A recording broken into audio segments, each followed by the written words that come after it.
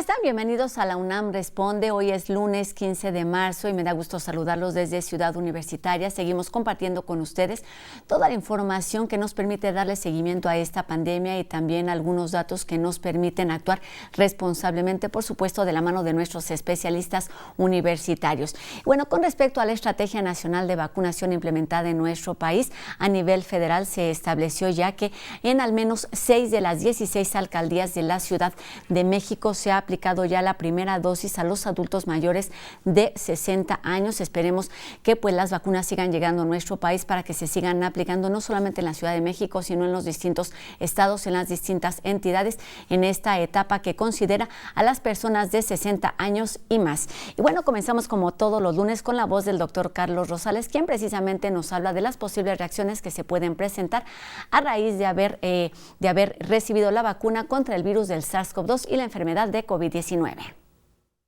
Buenas tardes. Qué bueno que sigue con nosotros en la UNAM Responde. Ahora que más personas se están vacunando, hay una preocupación por los malestares que estas vacunas producen. Recordemos, todas las vacunas que se están aplicando son seguras y eficaces para prevenir la COVID-19. Sin embargo, hay algunos reportes de malestares. Los más comunes para las vacunas de RNA, que son de la compañía Moderna y la compañía Pfizer, son dolor en el sitio de la inyección, dolor de cabeza y fatiga. Ahora, más personas que están recibiendo la segunda dosis también se quejan de dolor muscular, fiebre, dolor en las articulaciones y escalofríos. En la segunda dosis, estos síntomas parecen ser más frecuentes. Esto significa que el sistema inmunológico está funcionando y su cuerpo se está preparando para estar protegido contra el coronavirus. Los efectos son pasajeros y no debemos preocuparnos por ellos. Para las vacunas basadas en virus recombinantes como la de la compañía AstraZeneca, los efectos adversos secundarios que se reportan son similares: dolor en el sitio de la inyección, dolor de cabeza y fatiga. También son pasajeros. Para la vacuna rusa, Sputnik V, solo se ha reportado dolor en el sitio de la infección y malestares parecidos a la gripe. Entonces, todos estos síntomas no son peligrosos, son pasajeros y no debemos preocuparnos. Si usted sufre de alguna alergia, es importante que reporte esto a su médico antes de ser vacunado. Pero aún así, no hay problema para aplicarse las vacunas. Cuídese mucho y siga las recomendaciones de siempre mientras le toca ser vacunado. Gracias. Regresamos con Rosa al estudio de TV UNAM. Gracias, doctor. Pues sí, las vacunas, pero la pandemia en general nos ha recordado con esta pandemia la importancia de crear lazos, de crear soluciones colectivas para problemas que se han agudizado o que han derivado precisamente de esta crisis sanitaria. Hoy estaremos hablando de trabajos colaborativos, por ejemplo, y de esas experiencias que se comparten entre México y Colombia con nuestras invitadas de hoy. Me da gusto saludar en primer término a la doctora Carla Salazar, quien es especialista en resiliencia frente a violaciones graves de derechos humanos y una cara conocida también que ha estado presente en distintos momentos en este programa. ¿Cómo estás, Carla? Buenas tardes. Muy bien, Rosa, buenas tardes. ¿Cómo están ustedes? Pues muy bien, gracias. Ahora vamos más allá de nuestras fronteras y saludamos a la doctora Paula Valencia Londoño, quien es doctora en Ciencias Sociales y además es académica de la Universidad de Medellín, Colombia. ¿Cómo estás, Paula? Un gusto saludarte desde la Ciudad de México. Buenas tardes. Buenas tardes, Rosa. ¿Cómo estás tú? Bien, bien, gracias. Pues aquí hablando de todos estos temas que nos permiten o nos muestran también efectivamente una situación de crisis, pero también nos plantean distintas alternativas y de eso estaremos conversando esta tarde. ¿Por qué no comenzamos hablando cómo desde la academia se pueden promover el intercambio de experiencias, pero también de conocimientos y cómo esto ayuda a la solución de distintas problemáticas enfocadas principalmente en temas sociales, o de eso es de lo que estaremos hablando esta tarde? Carla, platícanos de esta experiencia y de la importancia de compartir. Muchas gracias, Rosa. El trabajo académico se ha caracterizado a veces por ser individualista, solitario, pero a partir de esta pandemia se ponen nuevos retos. retos que implican un trabajo colaborativo, un trabajo donde se dé un engranaje de saberes, Rosa. Por ello, nosotros estamos haciendo un esfuerzo de hacer y fortalecer redes de trabajo entre diferentes universidades, diferentes académicos, un esfuerzo binacional ahora con la Universidad de Medellín a través de la doctora Paula Valencia, que cabe mencionar que ella y yo ya hemos estado trabajando en red desde hace años.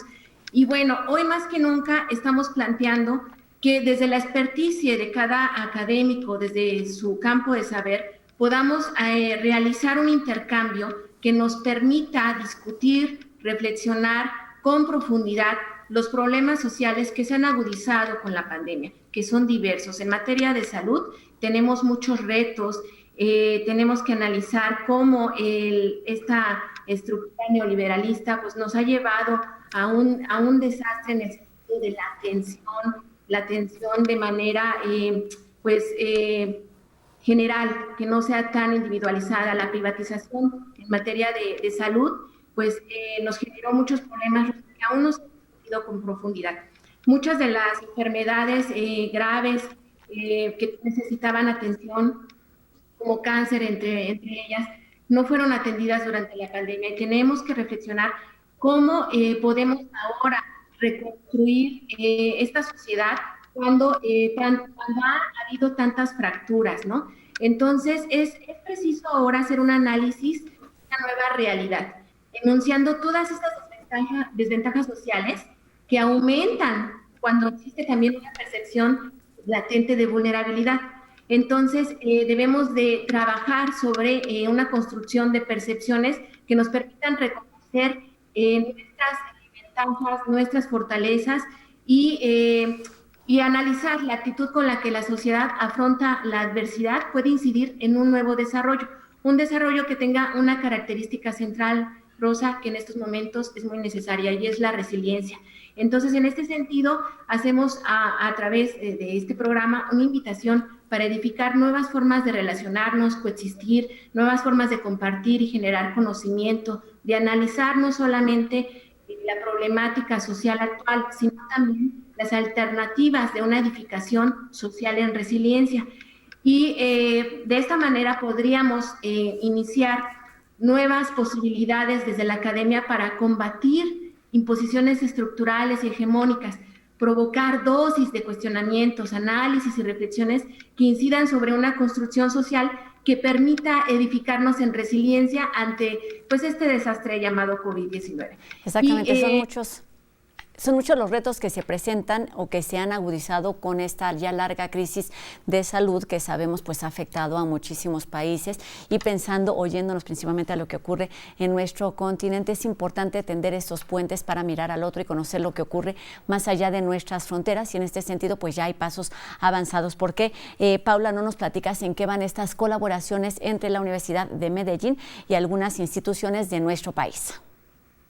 Sí, Rosa, mira, yo pienso que ese trabajo mancomunado binacional es fundamental, y para países como Colombia y México, que compartimos unas problemáticas sociales muy similares y donde pues el inicio de trabajo, por ejemplo, con Carla partió de ese acercamiento que Carla estaba haciendo en su momento en su tesis doctoral a la ley de víctimas en México, una ley que fue trasplantada del caso colombiano y que entonces empezó a permitirnos generar la discusión sobre qué implica pensar las víctimas de la violencia y la delincuencia criminal en México en función de los caminos que ya había recorrido Colombia en resarcir, acompañar, atender y recuperar ese proceso de goce efectivo de derechos de las víctimas, pues nos permitió empezar a acercarnos a esa discusión. Y entonces con México tenemos pues un montón de elementos en común, porque Colombia, pues ustedes saben, ha atravesado más de 60 años de historia de conflicto armado, pero también vive unos fenómenos de violencia ligados al crimen organizado que compartimos lamentablemente con México y que nos obligan a pensar en qué estrategias en común podemos poner para, como dice Carla, no solo evidenciar y además desde la academia no solo quedarnos en la construcción de un bagaje teórico, sino encontrar los caminos para que, por ejemplo, esos procesos de resiliencia que han desarrollado nuestras comunidades que en el caso colombiano hay un montón de literatura alrededor del tema, nos permitan empezar a mostrar que realmente, pues, a la par de los procesos de violencia que son tan llamativos, tan impactantes, las comunidades de forma constante están construyendo un camino para dar respuesta a sus necesidades, encontrar formas de paliar las vulnerabilidades y con el tejido social poder encontrar mecanismos para salir al paso a esas violencias estructurales que tenemos en nuestros territorios. Entonces tenemos muchos elementos en común, pero no solo remitidos a la violencia, que sería el factor que primero nos vendría a la mente cuando hablamos de Colombia y México, sino también a la capacidad que tienen nuestras comunidades para reconstruirse. Efectivamente, tocas un punto importantísimo, que es esto del tejido social. Hablamos de colectividades, hablamos de actuar en comunidad. Carla, ¿cuáles son las alternativas que se tiene considerando quizá en primer término esta experiencia, este paso adelante que tiene Colombia con respecto, por ejemplo, a las violencias y al problema también de la delincuencia? Perdón. En primera instancia, compartir los saberes, compartir las experiencias, compartir estos caminos metodológicos para generar el conocimiento, pero también para generar alternativas de reconstrucción y de resiliencia.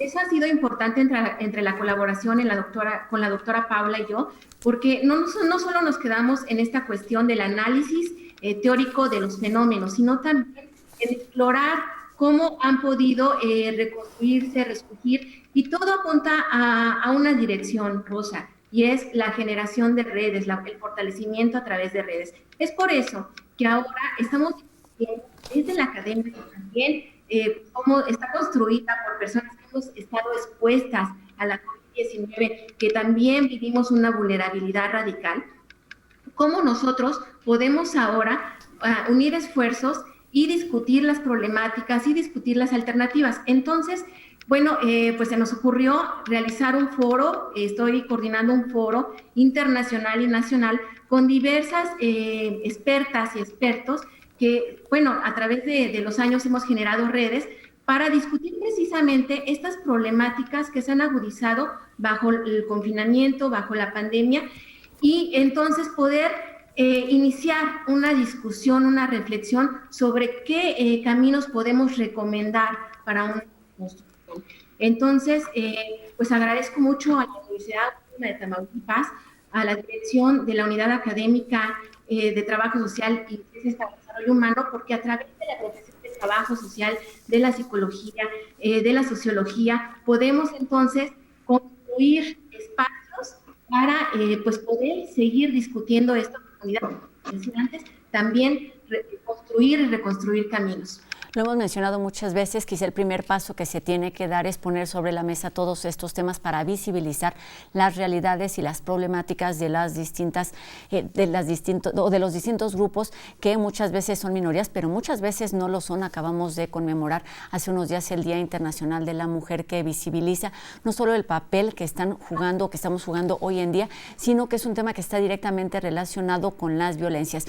¿Cómo se aborda este tema? ¿Cuál es el camino avanzado desde Colombia, desde la academia, con respecto a los derechos, a la situación que deben tener las mujeres, al menos en ese país? Paula. Sí, Rosa, pues mira, justamente lo que dices, realmente las mujeres son una minoría en el acceso a derechos, pero somos una mayoría en términos numéricos, y entonces eso es lo más paradójico, ¿cierto? Que aún tenemos un montón de brechas de género que están determinando el nivel de desigualdad que tenemos, no solo vertical, sino horizontal, es decir, como grupo que tiene unas características identitarias particulares. Y el tema de la pandemia ha sido muy complicado porque pues nos ha permitido ver cómo esas brechas empiezan a expandirse. Y entonces los grupos más afectados por el tema de la pandemia han sido pues mujeres y jóvenes. Y los indicadores más dramáticos se encuentran en esos grupos de población que, a pesar de que las mujeres no es el grupo que tenga mayor índice en los contagios y en las muertes, sabemos que son los hombres, pues en el primer escenario de la pandemia, en esos periodos que ustedes llamaron resguardo, para nosotros fue el aislamiento preventivo obligatorio, pues en ese periodo realmente la afectación más dramática en el caso colombiano, por ejemplo, fue para las mujeres amas de casa, quienes no se exponían, ¿cierto?, al ámbito público, pero recibían los contagios a partir de ese conglomerado de población que estaba a su alrededor y que no estaba buscando mecanismos de protección.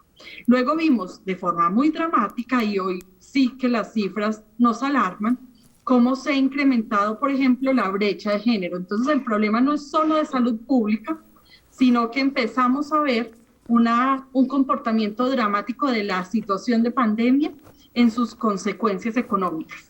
Entonces los niveles de desempleo de las mujeres, tanto en México como en Colombia, se han agravado de forma notable. Aquí en Colombia el porcentaje de mujeres desempleadas duplica la cifra de desempleo masculina. Igual ocurre con los jóvenes. En mujeres estamos alrededor de un 20% de desempleo, en hombres 10%, y los jóvenes están en un 21%. Además, una cifra que pensamos que se podía mitigar ya en este segundo año de pandemia, pero lamentablemente no. Las cifras de Colombia para enero y febrero demostraron un alza en los índices de desempleo. Además, también hay un tránsito de las mujeres de la ocupación formal a la informal, en esa presión que está ejerciendo la labor de cuidado en periodo de pandemia, sobre todo con el trabajo en casa, con el estudio en casa y un montón de situaciones que han aumentado drásticamente las horas de trabajo en el hogar.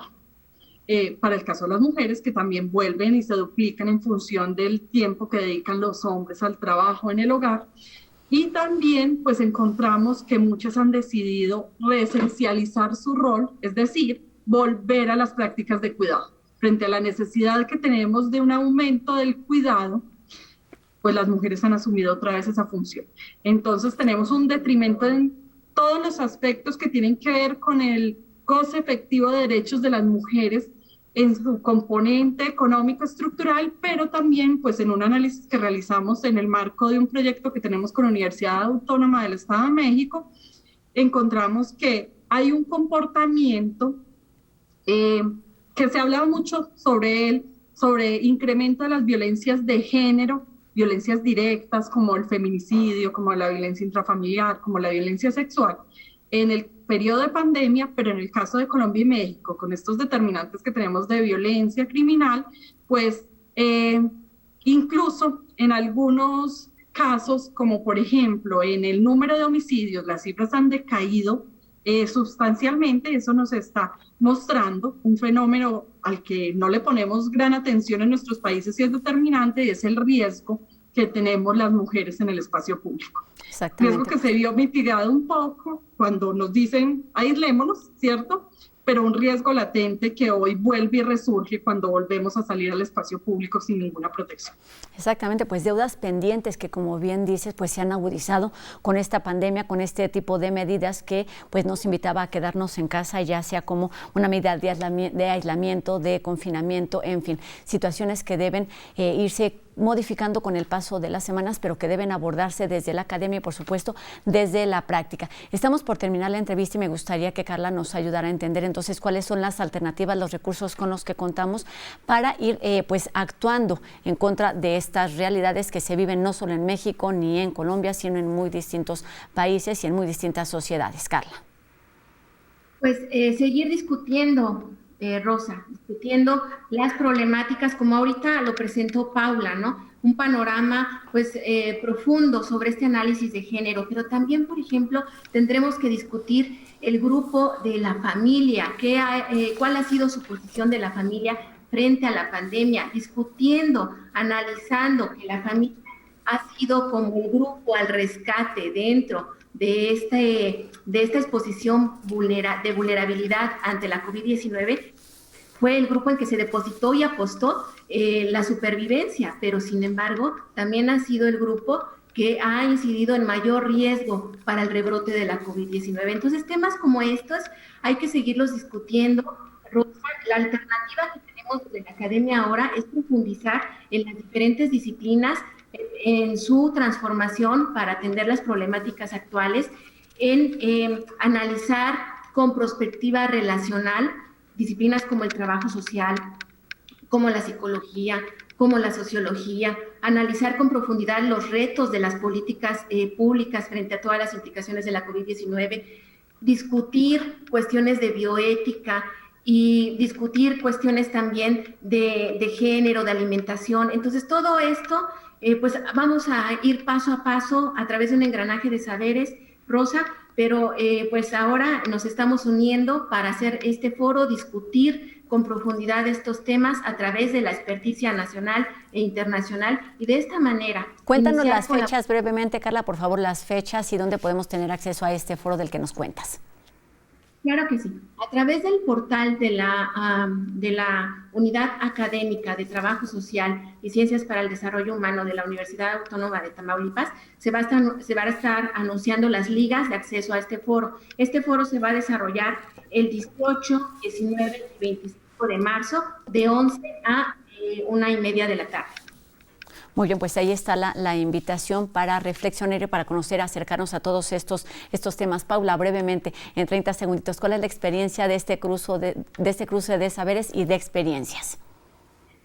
Muchas gracias, Rosa. Pues fantástico el trabajo que estamos haciendo porque podemos identificar el peso de esas redes sociales como soporte, como mecanismo de soporte en medio de la pandemia. Yo pienso que el escenario va a ser fundamental en este evento al que nos invita la Universidad Autónoma de Tamaulipas. Debe ser una labor constante de trabajo colaborativo porque realmente nuestras crisis son compartidas y frente a ellas la respuesta también debe ser colectiva desde la academia. Pues ahí está esta invitación y esta reflexión puesta sobre la mesa con respecto a lo que ocurre en distintos países y no solo, como nos decías, con respecto a lo que ocurre con temas relacionados con el género, sino con la colectividad, que es importante atender y actuar. Muchísimas gracias a nuestras invitadas de hoy, doctora Carla Salazar, especialista en resiliencia. Gracias, Carla, muy buenas tardes y éxito en este coloquio.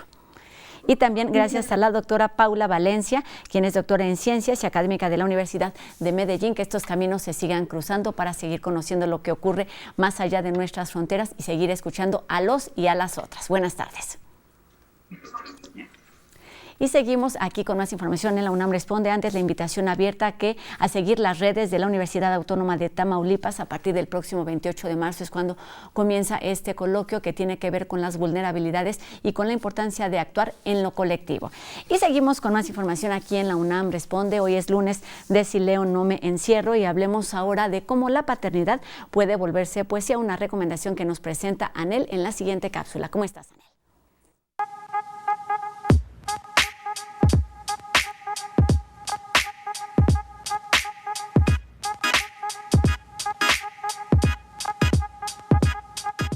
Hola, gracias por darle clic a este espacio para la literatura y el fomento a la lectura. Se acerca el inicio de la primavera y qué mejor manera de recibirla que con poesía. Por eso, en Periódico de Poesía, publicamos 3 poemas sobre la paternidad y su espera, de Andrés Neumann, narrador y poeta, reconocido como una de las voces fundamentales de la literatura argentina actual. Es autor de una decena de libros de poesía, 6 novelas y varios volúmenes de cuentos y de ensayos. Y pues llevamos ya casi un año de confinamiento. ¿Cómo entendemos la pandemia y qué realidad viene? La sede de la UNAM en China publicó Desde China, historias de pandemia en la perspectiva de los jóvenes universitarios, un número especial de su boletín bilingüe En el ombligo de la luna, que compila textos escritos y traducidos por estudiantes del español como lengua extranjera en diferentes universidades de China. Y en ese mismo marco, ahora en nuestras redes sociales, tenemos algunos videos testimoniales de quienes forman parte de esa publicación y de su vínculo con Punto de Partida y con Punto en Línea.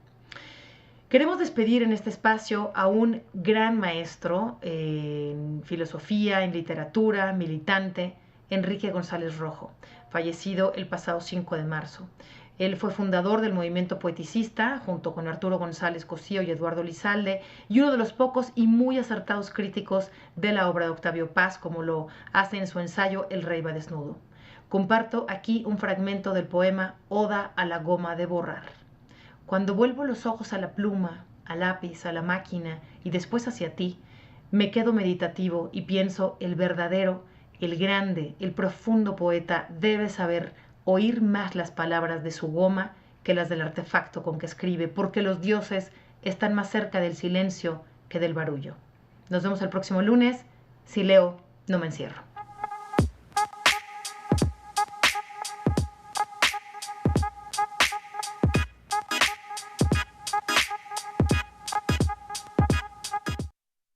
Y de la poesía nos vamos a los espacios públicos. Hoy, para terminar, enviamos una felicitación a todos los académicos de la Facultad de Arquitectura, que son los responsables y quienes participaron en Skate Park La Duna, un proyecto que fue nominado al premio Noldi Shrek 2020 de espacio público. Se trata de una propuesta en donde los arquitectos Valia Wright, Eduardo Peón y Francisco Elías trabajaron en colaboración con urbanistas, arquitectos y sociólogos para construir en Ciudad Juárez, Chihuahua, un espacio en donde se promueve el bienestar y también distintas oportunidades de recreación para los jóvenes de esa entidad, basado principalmente en la contemplación y en la interacción de varias generaciones, esto con actividades lúdicas y deportivas al aire libre. Un espacio que ya pueden disfrutar los jóvenes y las familias de esta entidad.